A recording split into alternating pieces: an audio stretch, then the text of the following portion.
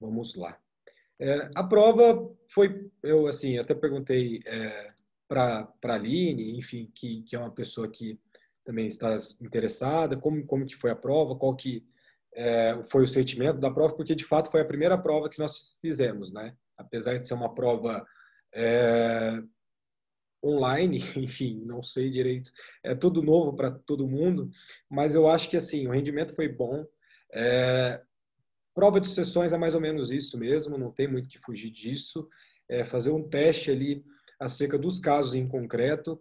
Os casos em concreto, na verdade, foram os casos que a gente acabou trabalhando na nossa sala de aula e eu não quis fazer nenhum tipo de surpresa, nenhum tipo de pegadinha. Tudo que eu caiu na prova, na verdade, eu tenho até os minutos certinhos que eu falei. Então, boa noite também, Alisson, que está chegando.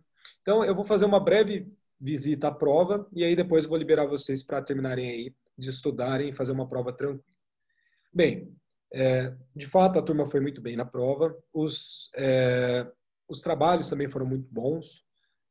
A questão subjetiva, que era uma preocupação, depois eu acho que ficou bem claro para todo mundo. Então, ninguém teve uma grande dificuldade, todo mundo conseguiu responder ali dentro do que eu esperava.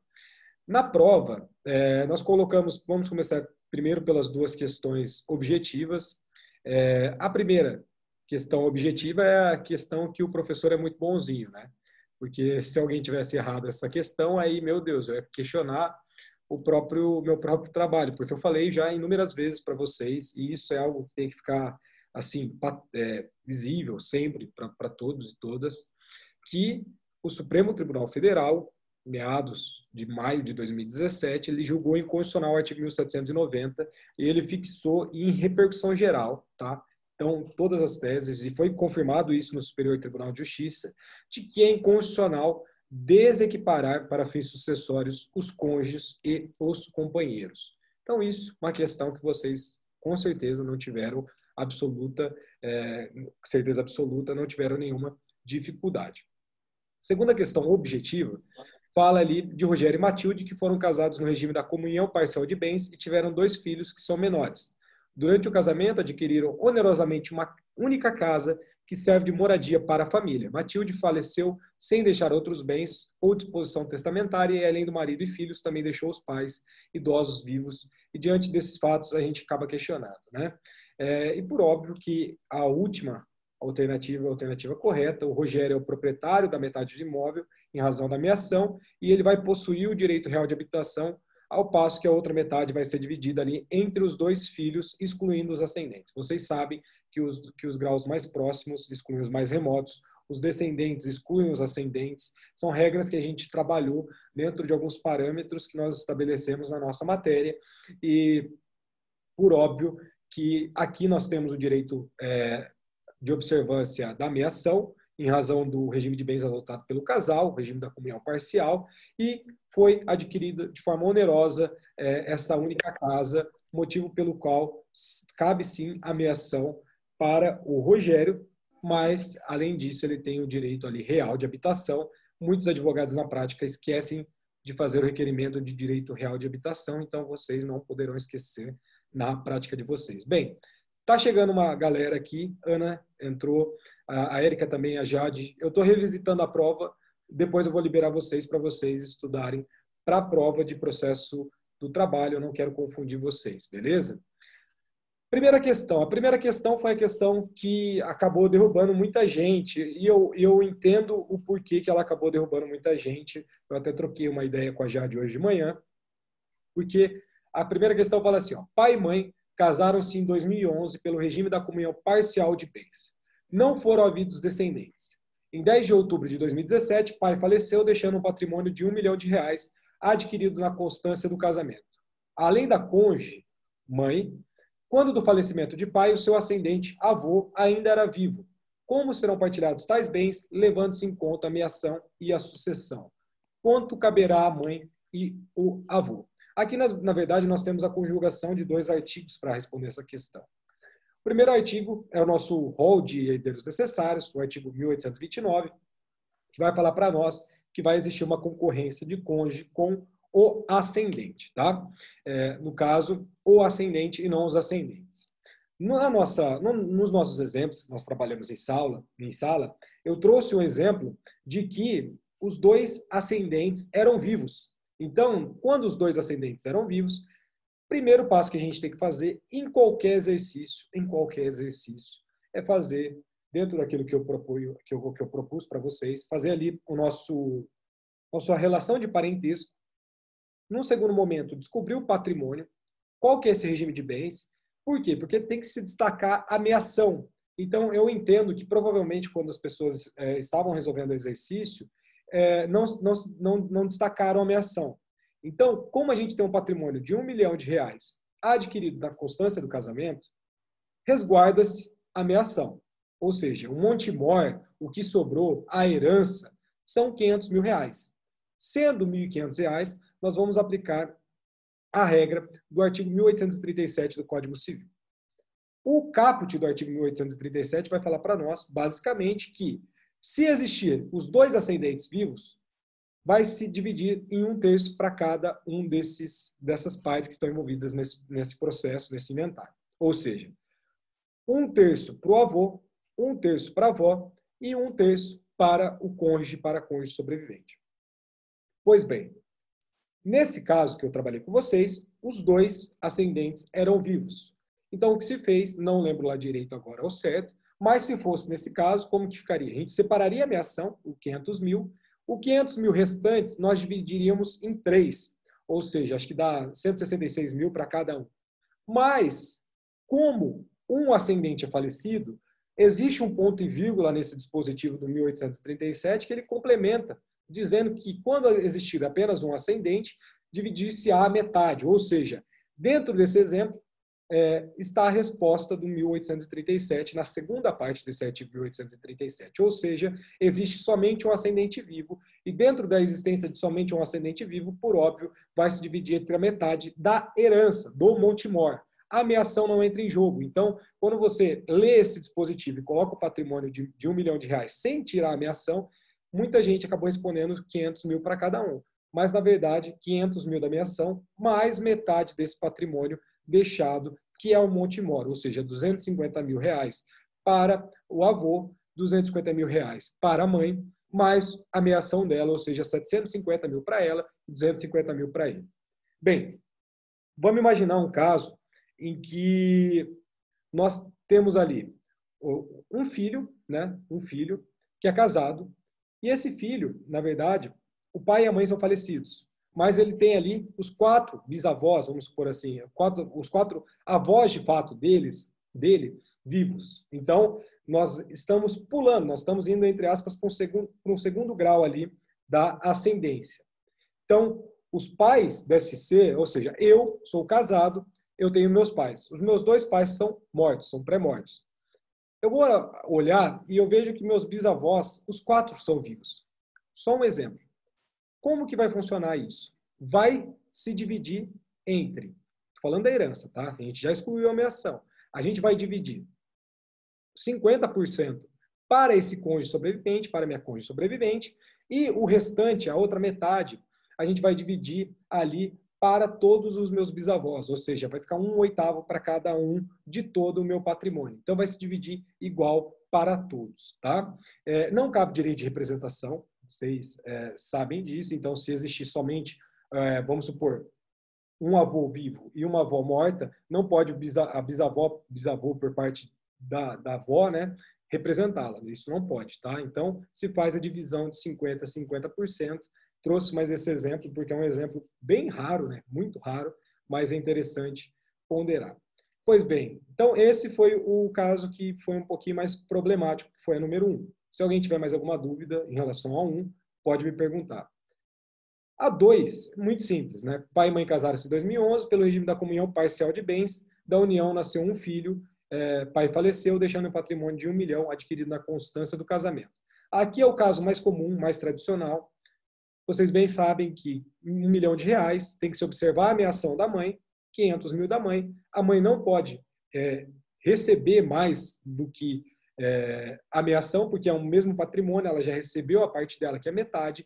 Então, a outra metade cabe ao filho, portanto, dentro dessa regra aqui de concorrência, ela recebe a meação dela, se dá por satisfeita e o filho recebe a outra metade. Diferente seria se existisse um patrimônio particular.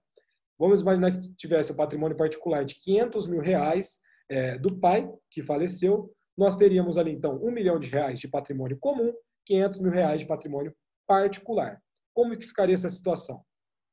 Separaria a meação dela, primeiro passo sim, fica R$ 500.000 para ela, aí deixa os outros R$ 500.000 para o filho, porque ela já recebeu a parte dela desse patrimônio comum, e desses R$ 500.000, que é o patrimônio particular, vai se dividir na metade. 250 mil para ela e 250 mil para ele, tá? Então, sempre vocês precisam lembrar que para bens particulares, no regime da comunhão parcial de bens, existe sim a possibilidade de concorrência entre cônjuge sobrevivente e demais herdeiros necessários. Beleza? Isso daqui é uma interpretação do Superior Tribunal de Justiça, tá? Uma interpretação que aumentou. Isso daí vocês não vão encontrar na legislação. Pai e mãe casaram-se em 2011 pelo regime da comunhão parcial de bens. Da união nasceu um filho, faleceu o patrimônio de R$ 1 milhão. Anterior ao casamento. É exatamente esse o exemplo que eu trouxe para vocês. Ou seja, R$ 1 milhão de patrimônio durante o casamento, R$ 500.000 de meação da mãe, R$ 500.000 já fica para o filho, porque ela já resguardou essa parte dela. R$ 2 milhões de patrimônio particular. Divide-se na metade, ou seja, somando ali a meação mais essa herança, R$ 1.500.000 para a mãe e para o filho também R$ 1.500.000, R$ 500.000 advindos da meação do falecido e mais R$ 1 milhão da concorrência com a mãe, que é a cônjuge sobrevivente. Pai e mãe casaram-se em 2011 pelo regime da comunhão total de bens. Da união nasceu um filho. Em 10/10/2017, pai faleceu e durante o casamento, pai adquiriu um patrimônio de R$ 1 milhão. Contudo, anterior ao casamento, pai tinha um patrimônio de R$ 2 milhões. É o mesmo exemplo de cima, só que o que muda aqui para nós é o regime da comunhão parcial de bens em detrimento do regime da comunhão parcial, total e parcial, tá? Na total é muito mais fácil de você trabalhar. Por quê?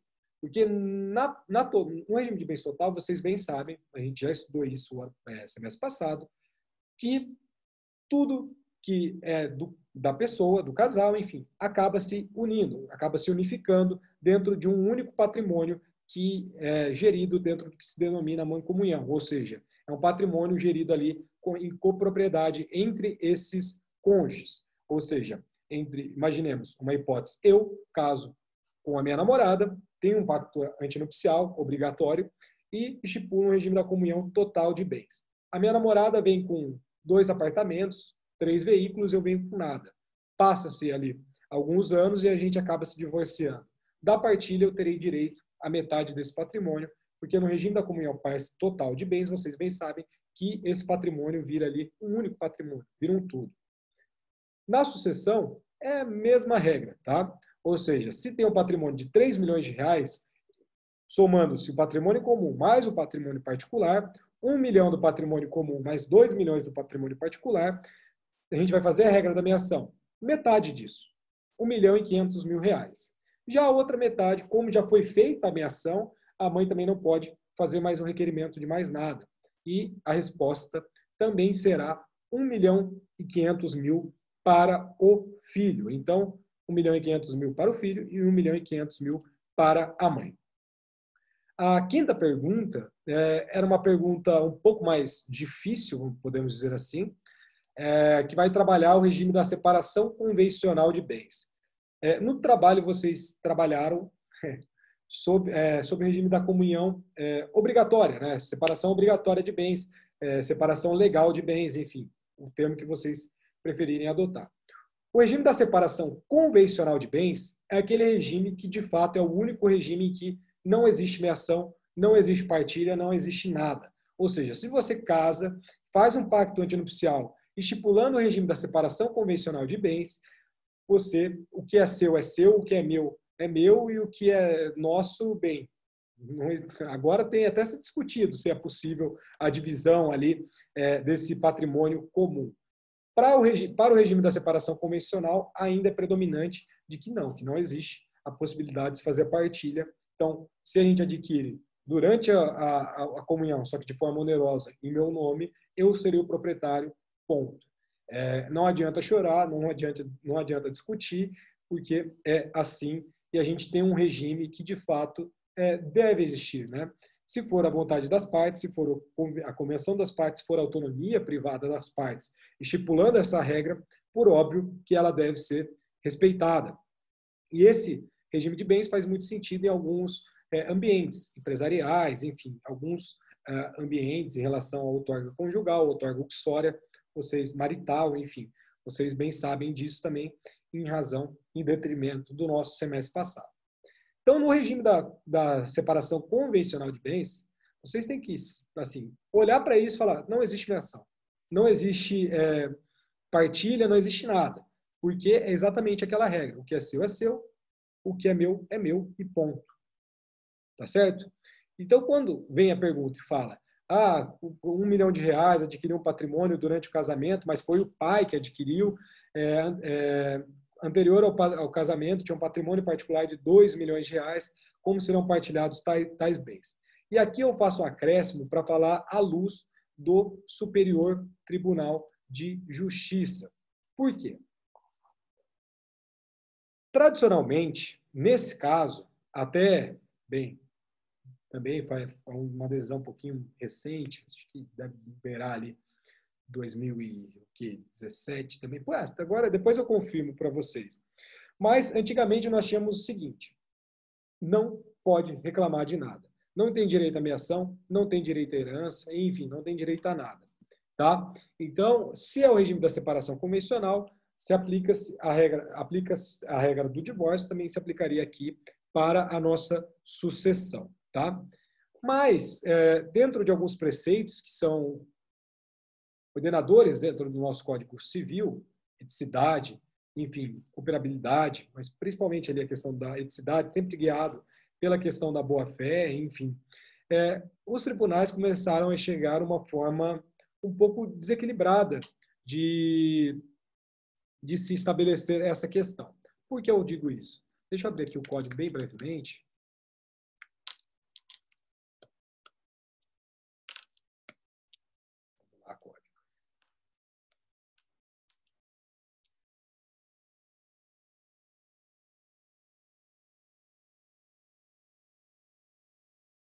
Olha lá. A sucessão legítima defere-se na ordem seguinte. Inciso 1º. Aos descendentes, em concorrência com o cônjuge sobrevivente, salvo se casado este com o falecido no regime da comunhão universal, porque ali vai ter a distribuição metade, tá? Ou na da separação obrigatória de bens, e faz menção à separação convencional de bens, que é o parágrafo único do artigo 1640. Ponto e vírgula. E olha que interessante, ó. Ou se no regime da comunhão parcial o autor da herança não houver deixado bens particulares. Essa interpretação dessa segunda parte, depois do ponto e vírgula, é aquilo que eu falei para vocês que vocês não encontram na legislação, que foi algo criado na jurisprudência, dessa interpretação de que o cônjuge sobrevivente concorre com os bens particulares. A nossa lei não deixa isso de forma explícita, tá? Mas foi uma construção hermenêutica e jurisprudencial nesse sentido no regime da comunhão parcial. Ponto.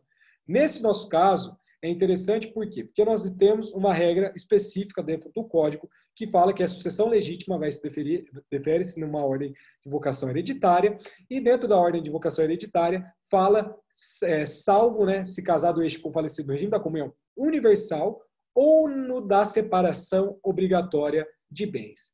Por que ele fala isso? Porque no regime da separação obrigatória de bens, em regra, não receberia absolutamente nada em relação à meação e em relação à herança. Mas veio o Superior Tribunal de Justiça, no RESP 1382-170 de São Paulo, e entendeu, e outros julgados, tá? Depois veio agravo no recurso especial, outros casos, mas esse foi o caso mais emblemático, que instaurou ali o precedente, que vai entender que não tem direito à meação dentro do regime da separação convencional de bens. Ponto. Mas esse cônjuge sobrevivente vai concorrer com os descendentes ou com os demais herdeiros necessários. Então, o que a gente tem aqui? Dentro do nosso exercício, fala um patrimônio adquirido na constância do casamento. Isso serviria um pouco para confundir a cabeça dos senhores e das senhoras. Por quê? Porque se fosse o regime da comunhão parcial, existiria a incidência da meação. Não tem meação, ou seja, foi adquirido no nome do pai, 1 milhão é do pai, independentemente se foi adquirido de forma ali durante o casamento ou não. 2 milhões de patrimônio particular, ou seja, esse patrimônio também não integra, não tem direito a nada de meação. Então a gente tem um patrimônio de 3 milhões de reais. Dentro de 3 milhões de reais e dessa interpretação do Superior Tribunal de Justiça, nós temos que o cônjuge sobrevivente, ou seja, mãe, concorrerá com o filho de forma igual, ou seja, 50%. E aqui nós temos também a distribuição de 1.500.000 para a mãe e de 1.500.000 para o filho. Então, entenda que nós temos 5 casos, né? E 3 casos tinham a mesma resposta, ou seja, 1.500.000 reais para a mãe e para o filho. Essa foi a prova, eu estou muito satisfeito com os senhores e com as senhoras. Um alerta, na verdade, no plano, no sistema de avaliação, eu coloquei que os nossos seminários seriam agora, mas está totalmente errado, porque coloquei, por exemplo, dia 20 de setembro é domingo. Obviamente que se trata do mês que vem, tá? Então fiquem tranquilos, a gente não tem nenhum seminário agora, a gente vai fechar essa ideia da questão do inventário, a gente tem alguns pontos para enfrentar ainda, e aí nós vamos começar com o testamento, e a minha intenção é fazer um seminário, eu vou passar isso o mais breve possível, quem sabe esse final de semana, da semana que vem também, explicando como funcionarão os nossos seminários, mas a minha intenção é trabalhar ali um X de grupos para cada um trabalhar os tipos de testamento, tá? Nós temos algumas modalidades de testamento e aí a minha intenção é fazer com que cada grupo traga ali um tipo, explique o conceito, explique as modalidades, os princípios, enfim, as características desse tipo e fale com a turma. Se passar algum ponto, óbvio, eu vou intervir, vou falar, vou ponderar, mas é isso, tá? Então, nós tivemos 5 pessoas que gabaritaram a prova, o restante basicamente ficou com 9 na média final, então eu estou muito satisfeito com vocês. Vou liberar vocês, para vocês estudarem nesse tempo restante. Boa prova no segundo horário, façam com calma. Mauro, resista, tá? Beleza. Vai dar tudo certo aí. Processo do trabalho também, longe de mim, nunca foi meu forte. Nunca será meu forte também, não ter essa pretensão. Então, fiquem todos bem. Amanhã a gente encara aí a questão da renúncia e dos excluídos da sucessão. E é isso. Parabenizo publicamente o Alisson, o Antônio, a Edilaine, que foram umas das pessoas que gabaritaram a prova. Boa sorte aí para vocês. Qualquer coisa, estou à disposição para eventuais dúvidas, enfim. Forte abraço para todo mundo aí. Beleza, professor. Obrigado. Obrigado, professor. Boa noite. Até amanhã. Boa noite, professor. Boa noite, professor. Valeu.